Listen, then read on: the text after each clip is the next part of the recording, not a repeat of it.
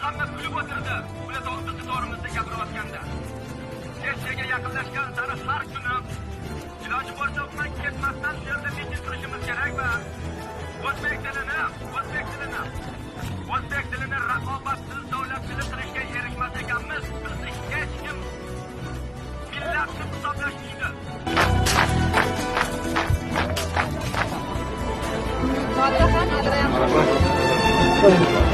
O'zbek tiliga qo'l qo'yinglar, o'zbek tiliga qo'l qo'yinglar.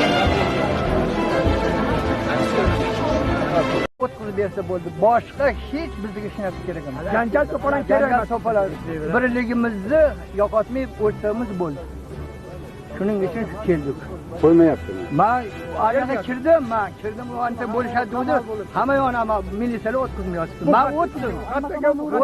Qo'rqmay o'tdim hammasidan. Bo'ladigan gap qildi kecha ilgari haftada ham shunaqa edi.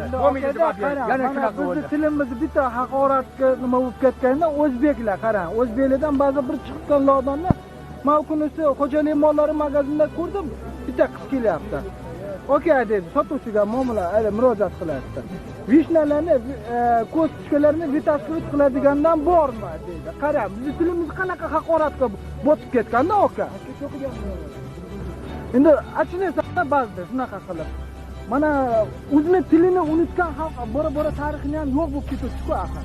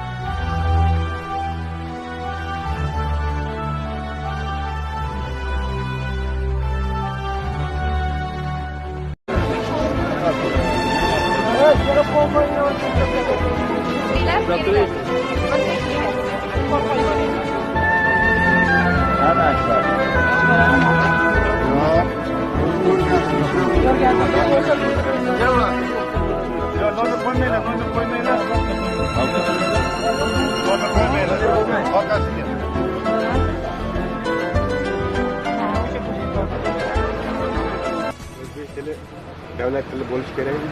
O'zbek tili O'zbekiston uchun davlat tili bo'lishi kerak. Boshqa shak bo'lish mumkin emas. Chunki til yo'qolgandan keyin xalq yo'qoladi. Xalq yo'qolsa hamma xalqlar bundan ziyon faqat topadi. Chunki hamma xalq yo'qolib ketsa oxiri bo'lib odamini yeyishi ham mumkin. Har bir narsani qonun qoidasi bor. 90% turkiy tildagilar 10% ga to'be bo'lib o'tirish kerakmi?